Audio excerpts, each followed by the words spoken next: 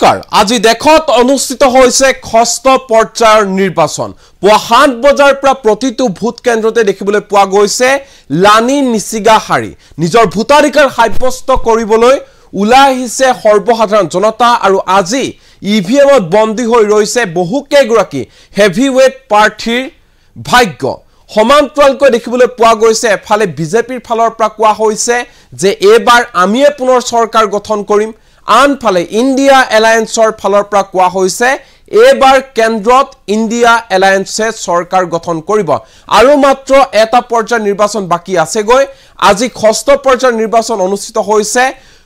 কোন হেভিৱেট প্ৰাৰ্থীৰ আজি ভাগ্য বন্দী হৈ ৰৈছে ইভিএমত হেও জনাম সমান্তৰালকৈ পুৱা 11 বজা পৰ্যন্ত ভোটদানৰ হাৰ কিমান হেও তথ্য এই মুহূৰ্তত লৈ আহিছো এনি টক্সৰ দৰ্শকৰ বাবে এই মুহূৰ্তত জনাইছো এ বিগ পলিটিক্যাল নিউজ আজি অনুষ্ঠিত হৈছে ষষ্ঠ পৰ্যায়ৰ নিৰ্বাচন ষষ্ঠ পৰ্যায়ৰ লোকসভা নিৰ্বাচন আজি অনুষ্ঠিত হৈছে দেশৰ ৬খন ৰাজ্য আৰু 2 কেন্দ্ৰীয় শাসিত অঞ্চলৰ মুঠ ৫৮টা সমষ্টিত অনুষ্ঠিত হৈছে ভোট গ্ৰহণ পুৱা ৭ বজাৰ পৰা প্ৰতিটো ভোট কেন্দ্ৰত দীঘলীয়া হাৰি পৰিলক্ষিত হৈছে লানি নিচিগা হাৰি সৰ্বসাধাৰণ জনতা উলাই আহিছে নিজৰ ভোটাধিকাৰ সাব্যস্ত কৰিবৰ বাবে ষষ্ঠ পৰ্যায়ৰ নিৰ্বাচনত বিহাৰৰ 8টা সমষ্টি হাৰিয়ানাৰ 10টা সমষ্টি জম্মু কাশ্মীৰৰ 1টা সমষ্টি ঝাৰখণ্ডৰ 4টা সমষ্টিত নিৰ্বাচন অনুষ্ঠিত হৈছে সমান্তৰালকৈ দিল্লীৰ 7টা সমষ্টি উৰিষ্যাৰ 6টা সমষ্টি উত্তৰ প্ৰদেশৰ 14টা সমষ্টি আৰু পশ্চিম বংগৰ 8টাকৈ লোকসভা সমষ্টিত ভোট গ্ৰহণ হৈছে আজিৰ দিনটোত ষষ্ঠ পৰ্যায়ৰ নিৰ্বাচন আজি অনুষ্ঠিত হৈছে কেন্দ্ৰীয় শাসিত অঞ্চল দিল্লীৰ গুৰুত্বপূৰ্ণ 7টা সমষ্টিতে একেটা পৰ্যায়তে অৰ্থাৎ ষষ্ঠ পৰ্যায়তে ভোট গ্ৰহণ অনুষ্ঠিত হৈছে ষষ্ঠ পৰ্যায়ৰ নিৰ্বাচনত মুঠ 889 গৰাকী প্ৰাৰ্থীয়ে প্ৰতিদ্বন্দ্বিতা কৰিছে পুনৰবাৰ কৈছো 889 গৰাকীয়ে ষষ্ঠ পৰ্যায়ৰ নিৰ্বাচনত প্ৰতিদ্বন্দ্বিতা আগবঢ়াইছে 889 গৰাকী বন্দী হৈ ৰৈছে ইভিএমত ষষ্ঠ পৰ্যায়ৰ নিৰ্বাচনত ভাগ্য নিৰ্ণয় হ'ব বহুকেইগৰাকী ৰথী মহাৰথীৰ কোন আছে এই তালিকাত হেও জনাম ভাগ্য নিৰ্ণয় হ'ব সুষমা স্বৰাজৰ তনয়া বাসুৰী স্বৰাজৰ ভাগ্য নিৰ্ণয় হ'ব ইভিএমত বন্দী হৈ ৰৈছে আন এগৰাকী হেভিৱেট প্ৰাৰ্থী হৈছে তথা আম আদমি পাৰ্টিৰ নেতা সোমনাথ ভাৰতী তেওঁৰো ভাগ্য বন্দী হৈ ৰৈছে ইভিএমত সমান্তৰালকৈ এই তালিকাত আছে আন কেইবাগৰাকীও হেভিৱেট প্ৰাৰ্থী উত্তৰ পূব দিল্লী সমষ্টিত সকলোৱে দৃষ্টি নিবদ্ধ হৈ আছে কাৰণ দুগৰাকী হেভিৱেট প্ৰাৰ্থীয়ে প্ৰতিদ্বন্দ্বিতা আগবঢ়াইছে কংগ্ৰেছ পাৰ্টি হৈছে কানহায়া কুমাৰ আৰু বিজেপি পাৰ্টি হৈছে মনোজ তিৱাৰী এই সমষ্টিত উত্তৰ পূব দিল্লী সমষ্টিত সকলোৰে দৃষ্টি নিবদ্ধ হৈ আছে ভাগ্য নিৰ্ণয় হ'ব বিজেপি প্ৰাৰ্থী গৰাকীৰ ভাগ্য নিৰ্ণয় হ'ব পিপলছ ডেমক্ৰেটিক পাৰ্টিৰ মুৰব্বী তথা জম্মু কাশ্মীৰৰ প্ৰাক্তন মুখ্যমন্ত্ৰী মেহবুবা মুফতি ভাগ্য আজি বন্দী হৈ ৰৈছে ইভিএমত ভাগ্য নিৰ্ণয় হ'ব হাৰিয়ানাৰ প্ৰাক্তন মুখ্যমন্ত্ৰী তথা বিজেপি প্ৰাৰ্থী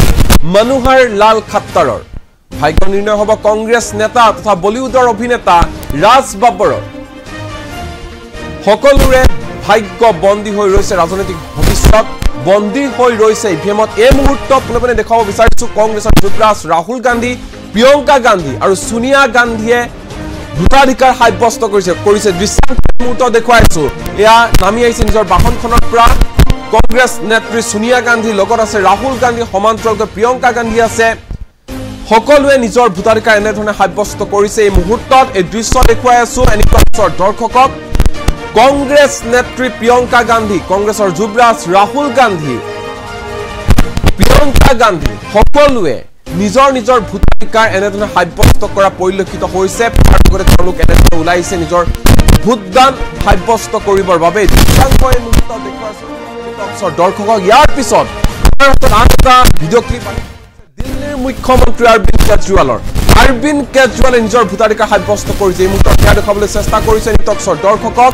দিল্লীৰ মুখ্যমন্ত্ৰী অৰবিন্দ কেজৰিৱালে এনেধৰণে ভোটাধিকাৰ সাব্যস্ত কৰিছে এনি টক্সৰ দৰ্শকক এই মুহূৰ্তত দেখুৱাই আছো দিল্লীৰ মুখ্যমন্ত্ৰী অৰবিন্দ কেজৰিৱালে নিজৰ ভোটাধিকাৰ সাব্যস্ত কৰিছে ইয়াৰ উপৰি সোনিয়া গান্ধী ৰাহুল গান্ধী প্ৰিয়ংকা গান্ধী সকলোৱে নিজৰ ভোটাধিকাৰ সাব্যস্ত কৰাৰ পৰিলক্ষিত হৈছে জনতা ওলাই আহিছে ভোটদানৰ হাৰ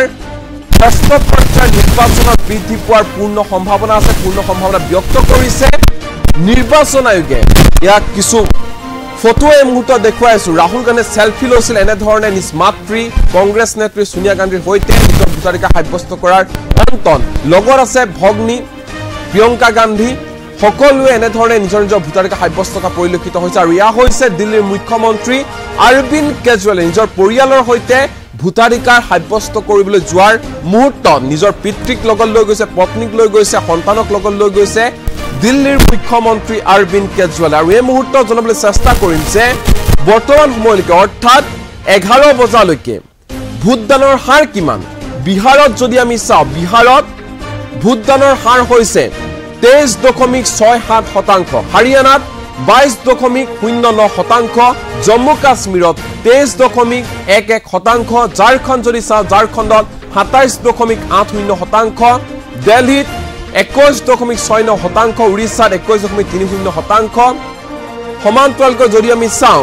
উত্তৰ প্ৰদেশত 27.06%, পশ্চিমবংগত 36.88% আৰু সৰ্বাধিক ভোটদানৰ হাৰ এই মুহূৰ্তত পশ্চিমবংগত হোৱা পৰিলক্ষিত হৈছে পশ্চিমবংগত সৰ্বাধিক ভোটদানৰ হাৰ হেয়া হৈছে 36.88% পুৱা 11 বজালৈকে আৰু পৰৱৰ্তী সময়ত এই ভোটদানৰ হাৰ কিমান বৃদ্ধি পায় সকলোবোৰ আপডেট পুনৰ লৈ আহিম সেই মুহূৰ্তলৈকে সংযুক্ত হৈ থাকক এনি টকছৰ সৈতে